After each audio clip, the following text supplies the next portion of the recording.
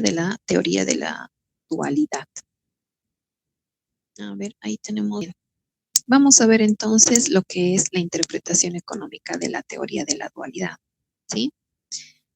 Tenemos en la interpretación de la función objetivo. Recordemos, tenemos el primal, ¿sí? Por lo general, les repito esto por lo general, porque ustedes saben que el primal también podría ser minimización. Trata de la maximización, ¿sí? En cuanto a la asignación de recursos. El planteamiento dual trata de minimizar la utilización de los recursos. Recordemos que cuando estamos hablando de minimización tratamos de reducir costos, ¿no es cierto? Entonces, nosotros en el planteamiento dual vamos a tratar de minimizar la utilización de los recursos disponibles.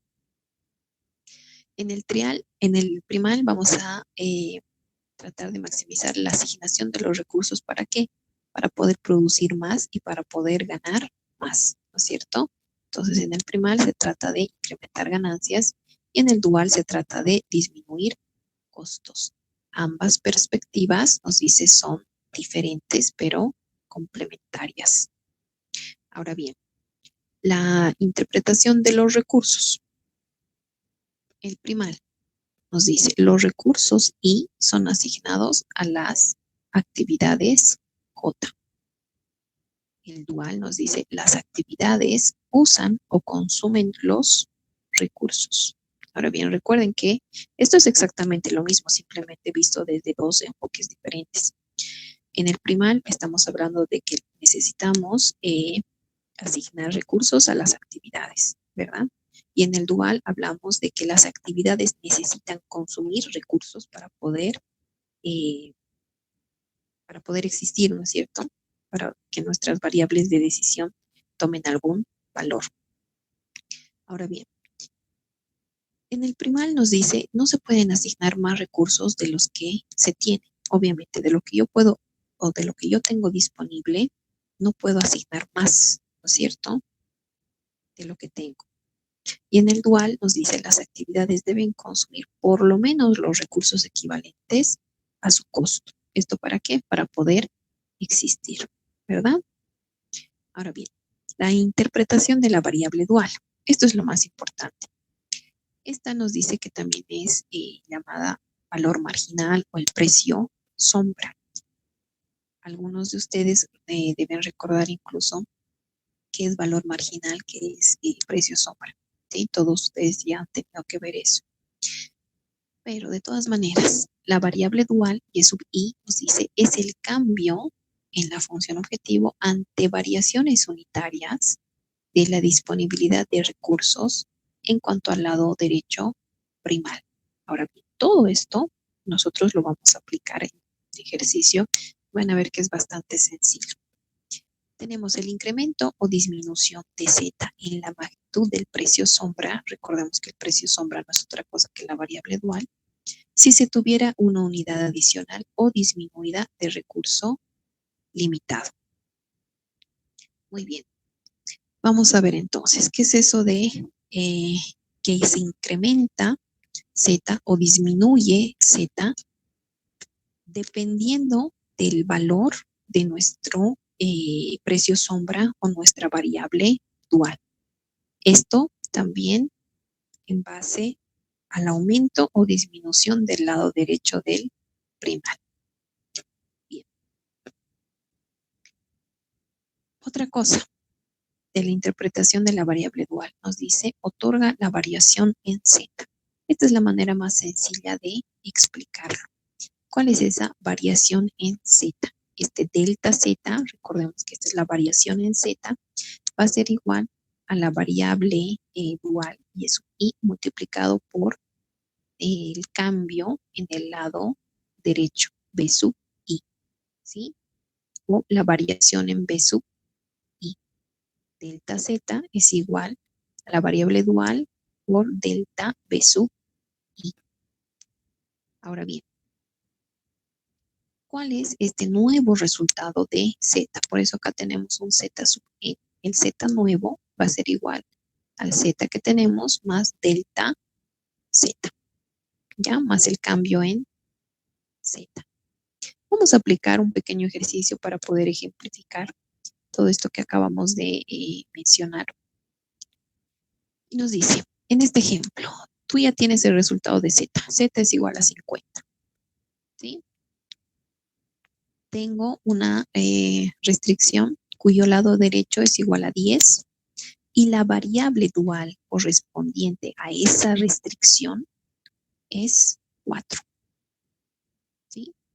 Bien, tengo lado derecho 10, variable dual 4 y el valor de Z es 50. Esos son los únicos datos que necesito para ejemplificar toda esta interpretación de la variable dual. Me dice, debes realizar un cambio en el lado derecho y ya no va a ser el lado derecho igual a 10. Ahora el lado derecho va a ser 11. Fíjense que estamos cambiando en una unidad. Estamos incrementando en una unidad el lado derecho. Y se supone que si tú incrementas en una unidad el lado derecho, su variable dual correspondiente te va a dar el cambio en Z. Veremos. El cambio en Z es la variable dual por delta B sub I o delta de los lados derechos. ¿Cuánto es acá la variable dual? Sabemos que la variable dual es 4. ¿Cuánto es delta? El cambio, ¿no es cierto? El cambio estamos yendo de 11, que es el nuevo, ¿sí? Al antiguo 10. Entonces, 11 menos 10 nos va a dar el cambio, ¿verdad? 4, variable dual, el, el nuevo valor del lado derecho 11 menos el lado derecho original, ¿correcto?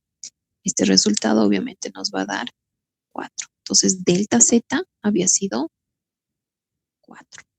Por lo tanto, nos dice, ¿cuánto va a ser el nuevo valor de Z? El nuevo valor de Z va a ser igual al Z original más delta Z.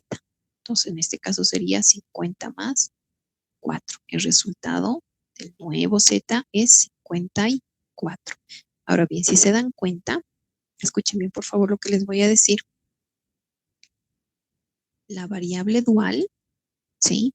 Nos está dando ya el incremento, ¿sí? De Z, ¿verdad? Por realizar el cambio del lado derecho correspondiente en una unidad. Esto es muy importante.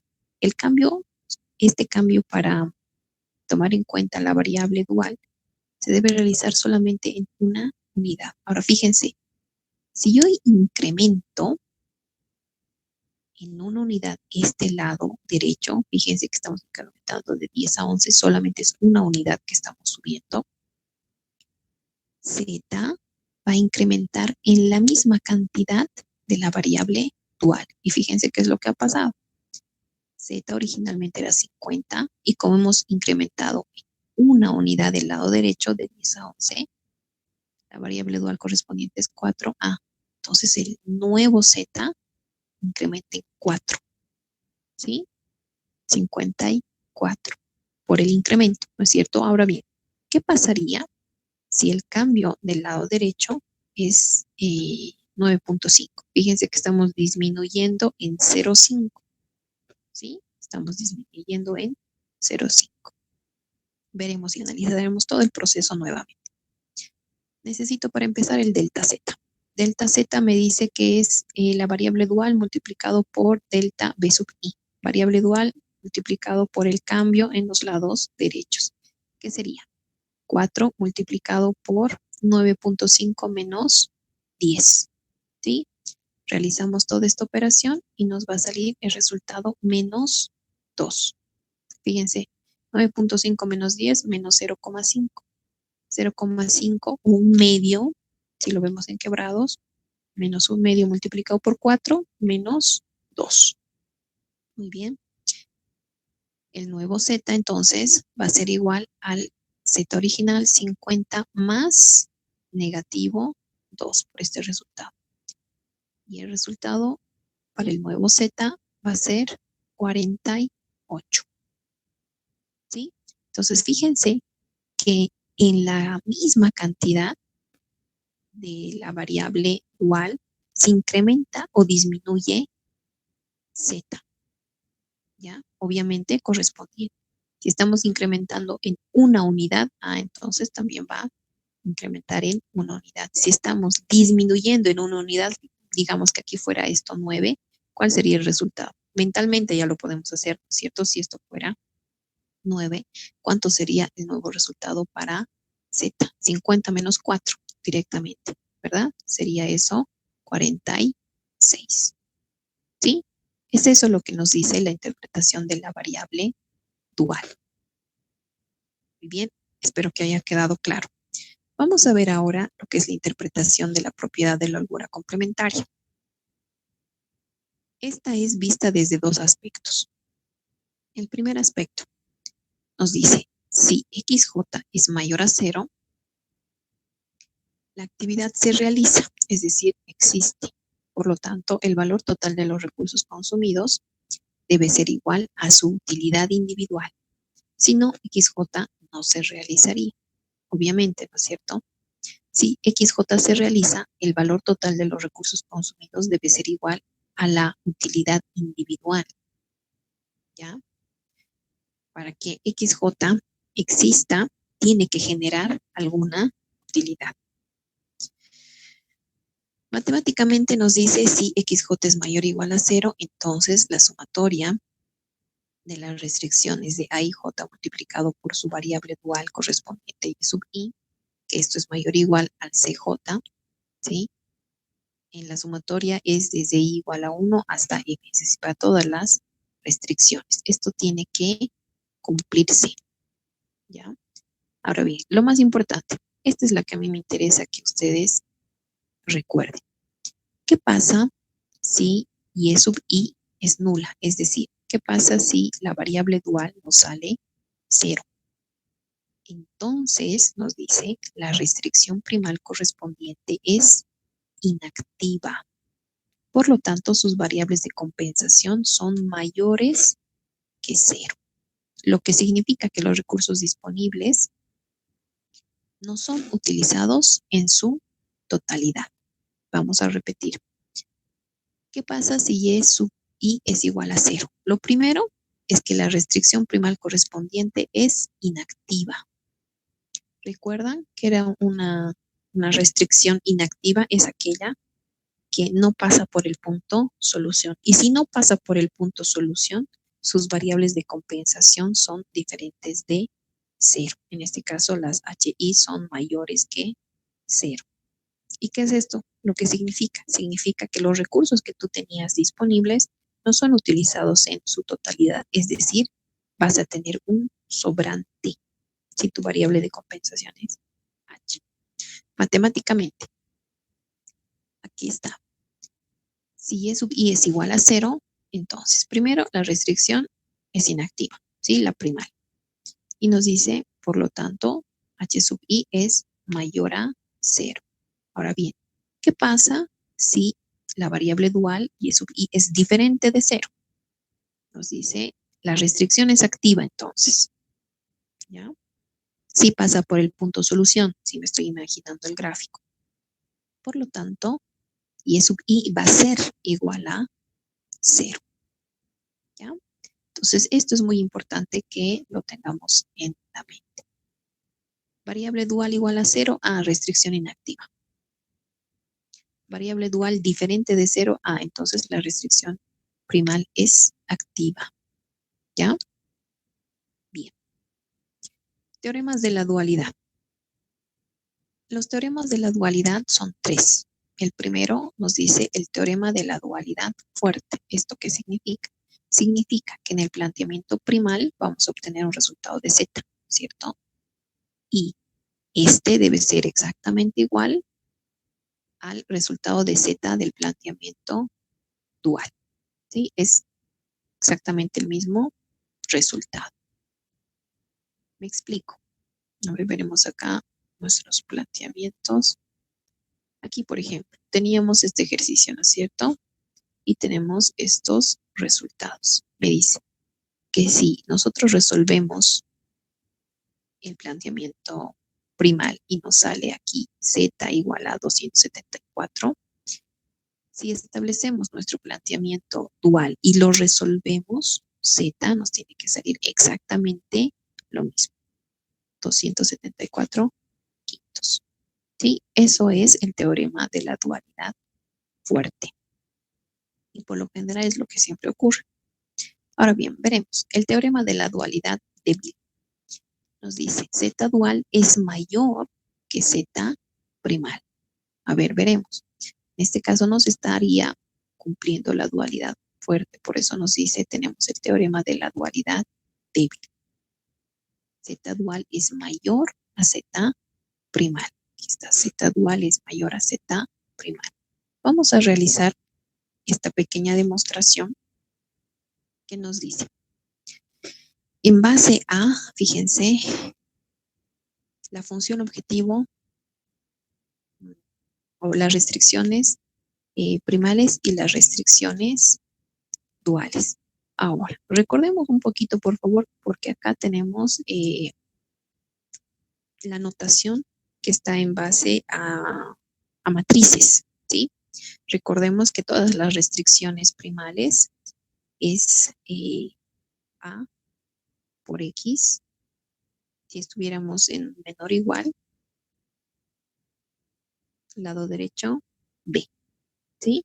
Y si queremos hacer el planteamiento dual, A por Y mayor o igual a C, ¿ya?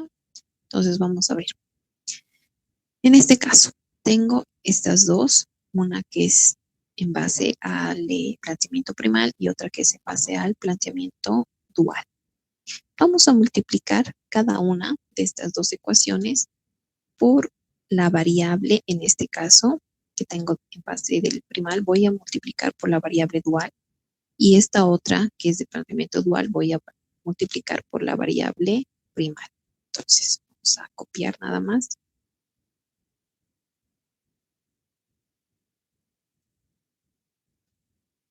Ahí está. Multiplico entonces primera por Y. Recordemos que ambos lados vamos a multiplicar. En este caso no estamos alterando absolutamente nada, ¿no es cierto? Porque Y con Y se elimina y es exactamente la misma expresión. Acá vamos a multiplicar por X. Ambos lados lo mismo. Muy bien, ya hemos multiplicado. ¿Qué es lo siguiente que podemos observar? Fíjense que aquí tengo exactamente el mismo término, ¿no es cierto? Y por A por X. Acá tengo X por A por Y. Y recordemos que el orden de los factores no altera el producto. Entonces, esto es exactamente igual a esto. ¿Correcto? Muy bien. Vamos a anotar entonces, de alguna otra manera, ahí está, X, y A. Fíjense, lo estoy anotando de otra manera, pero es lo mismo que, que esta primera parte y es exactamente lo mismo que esta otra, ¿no es cierto? La multiplicación. En este caso me dice todo esto es menor o igual a Y por B. Voy a copiar por un lado. A ver. Está. Y también me dice que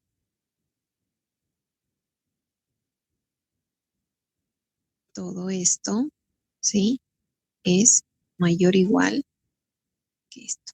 ¿Correcto? Entonces, en este caso vamos a tener, bueno, voy a cambiar un poquitito, como ya tenemos el orden. En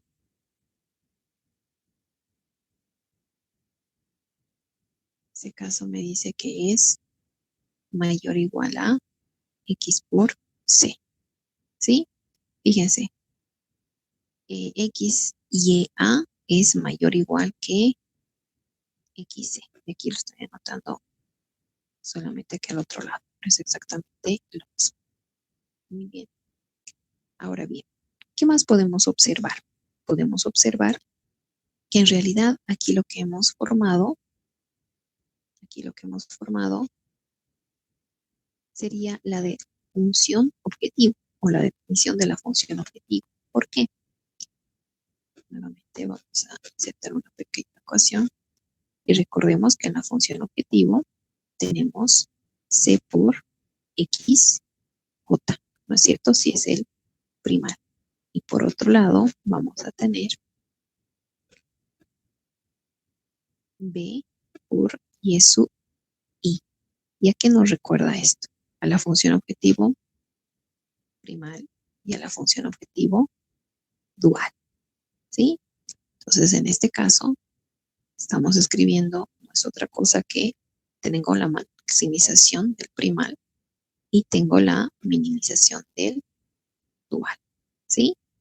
Obviamente, si todo este término que está al medio desaparecería, tendríamos que XC es menor o igual a YB, lo propio. En este caso, CX, ¿sí? Es menor o igual a BY. ¿Y a qué corresponde? CX corresponde a la maximización del Z primal y BY corresponde a la minimización del Z dual. Entonces, en este caso, hemos demostrado el teorema de la dualidad débil. ¿Ya? Muy bien. Esto simplemente como demostración. Veremos el último teorema. El teorema de la holgura complementaria. Este es uno de los que más nos va a interesar y lo vamos a poder aplicar. Nos dice, para el caso de que Z primal sea igual a Z dual. Para empezar, nos está diciendo, para poder aplicar el teorema de la holgura complementaria, se debe cumplir el teorema de la dualidad fuerte. Es decir, que Z primal tiene que ser igual a Z dual. ¿Ya? El teorema de la holgura complementaria, aquí está simplemente sus iniciales del teorema de la holgura complementaria, afirma que toda esta expresión es igual a cero. ¿Qué tenemos?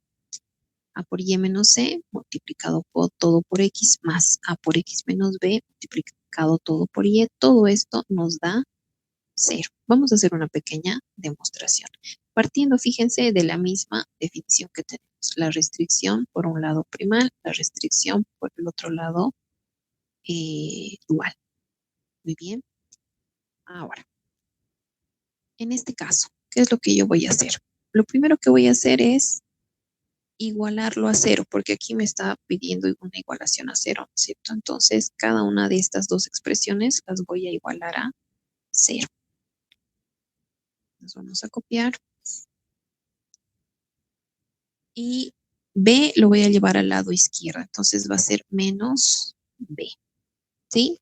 Y aquí obviamente se va a mantener el menor igual, pero aquí va a aparecer el cero, lo propio. Aquí C lo voy a llevar al lado izquierdo, va a ir con signo negativo y va a ser mayor o igual a cero, ¿sí? Son las mismas expresiones, simplemente las hemos ordenado. Ahora bien, ¿qué es lo que vamos a hacer? Vamos a volver a multiplicar cada una de estas expresiones por la variable contraria. Es decir, en este caso tengo esto del planteamiento primal, entonces lo voy a multiplicar por la variable dual. En este otro caso tengo del planteamiento dual, entonces lo voy a multiplicar por la variable primal. Muy bien, nos vamos a copiar. A ver.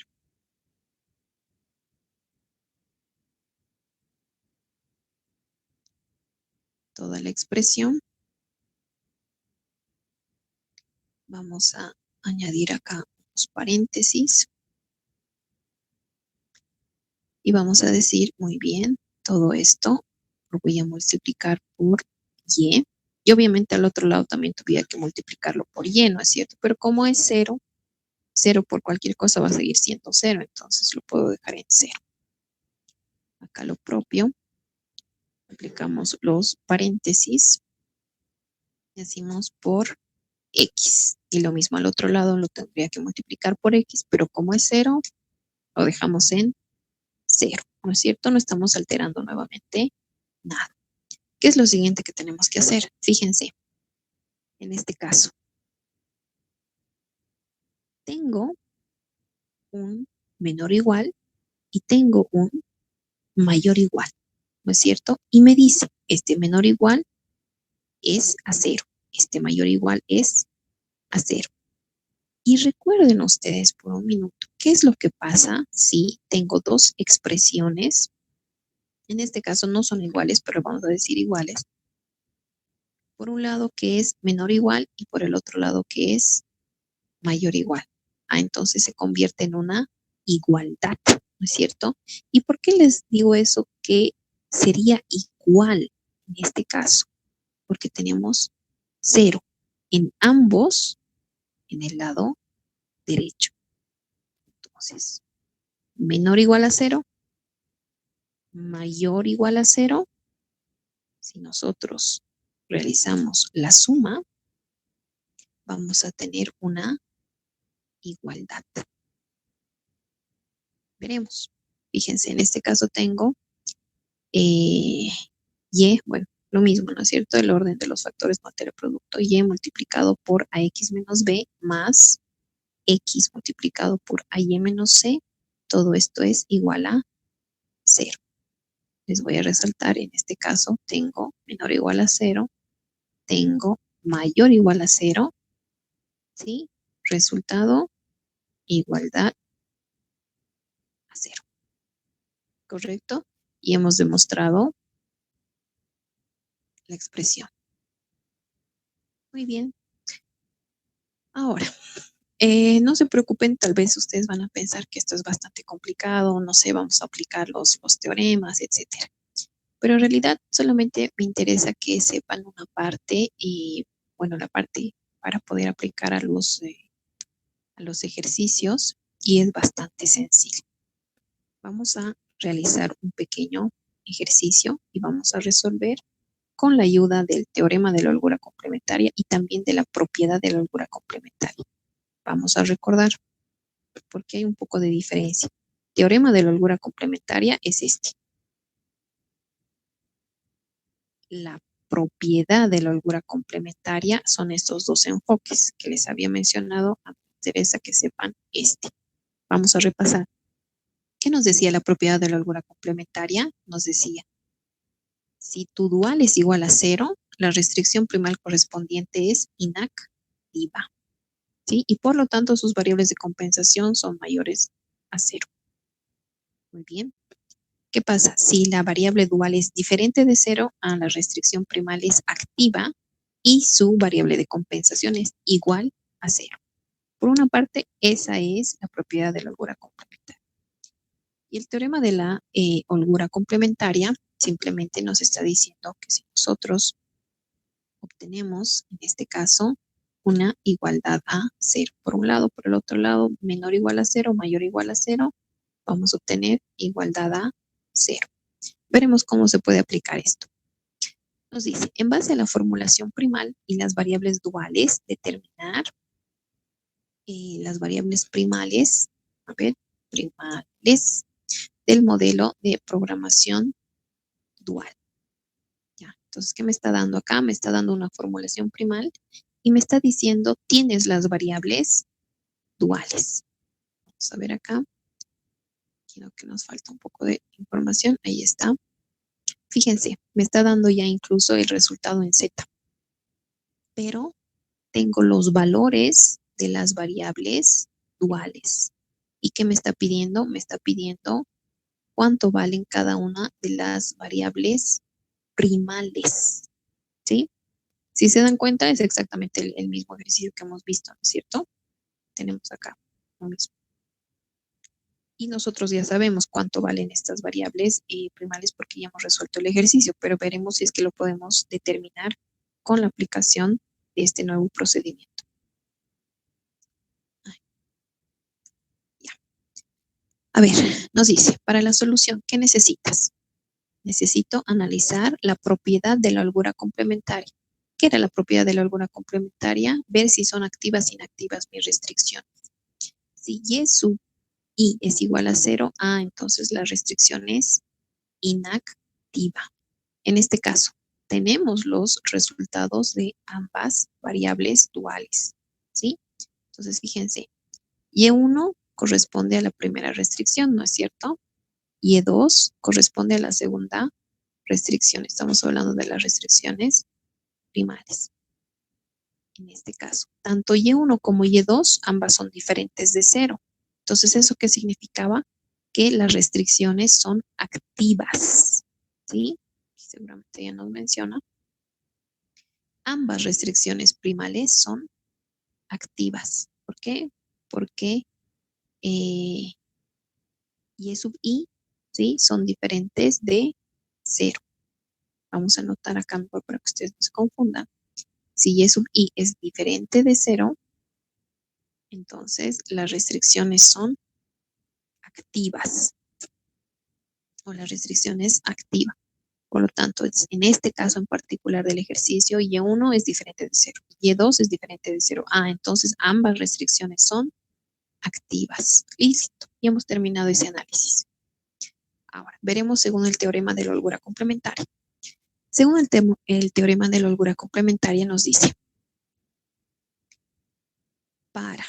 y esto es lo más importante, por favor, no voy a resaltar, para xi, si el lado izquierdo del dual menos el lado derecho del dual no sale cero, entonces la variable primal es igual a o es diferente de cero. Les repito, para xi, si el lado izquierdo dual menos el lado derecho dual, obviamente correspondiente, es igual a cero, entonces xi es diferente de cero. Pero ¿qué pasa si el lado izquierdo del dual menos el lado derecho del dual, esto es diferente de cero? Si no sale esto, alguna cantidad, sea positiva, negativa, no interesa, entonces la variable primal x sub i es igual a cero y estuviéramos obteniendo un valor. A ver, analicemos para los tres casos que tenemos acá. Fíjense que tengo x1, x2 y x3. Obviamente necesitamos establecer el planteamiento dual. Yo en este caso lo voy a hacer mentalmente, espero que ustedes puedan acompañarme, pero de todas maneras, si gustan, escriban todo el planteamiento dual, ¿sí? Para corroborar. A ver, trataremos de hacerlo mentalmente. Necesito para x1, ¿cómo escribo su restricción dual? Nos fijamos de arriba hacia abajo, ¿no es cierto? ¿Dónde está x1? Aquí está x1, x1, y el lado derecho va a estar en la función objetivo, x1. ¿Cómo sería? 1, y1, 2, y2, y el lado derecho, 5. ¿Correcto? Muy bien. Vamos a analizar también su desigualdad. En este caso no necesitamos porque es menos, ¿no es cierto? El lado izquierdo del dual menos el lado derecho del dual. Por eso no necesito acá su igualdad, desigualdad, no sé. Muy bien, correcto, ya tenemos entonces. Vamos a reemplazar los valores que tenemos porque ya no los están dando de dato, ¿no es cierto? A ver, ¿qué es esto? Ya nos están dando de dato, aquí está. Ya sabes cuánto vale Y1, ya sabes cuánto vale Y2. Entonces reemplazamos y decimos 29 quintos más 2 multiplicado por menos 2 quintos. A ver, todo esto menos 5, que sería el lado derecho, ¿no es cierto? Muy bien. Entonces, en este caso, el resultado, ¿cuánto es? Vamos a poner acá.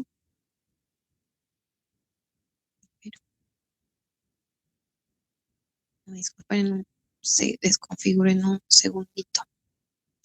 Tenemos entonces, esto nos dice que es igual a 0. ¿Sí? Recuerden, tengo menos 25 quintos, tengo menos 4 quintos, menos 29 quintos, más 29 quintos, 0. Entonces, ¿cuánto vale o cuánto es x1? Según esta pequeña interpretación nos dice, si el lado izquierdo del dual menos el lado derecho del dual es igual a 0, entonces xi es diferente de 0. Correcto. Simplemente nos está dando esta información. Veremos para x2. Lo mismo. Leo de arriba hacia abajo. Aquí, ¿cómo sería? 2y1 menos y2, ¿sí? Y el lado derecho, 12. Lado izquierdo menos lado derecho. Entonces, anotamos 2y1 menos y2 menos 12. Muy bien. Vamos a reemplazar simplemente. Ahí está. Decimos 2 multiplicado por 29 quintos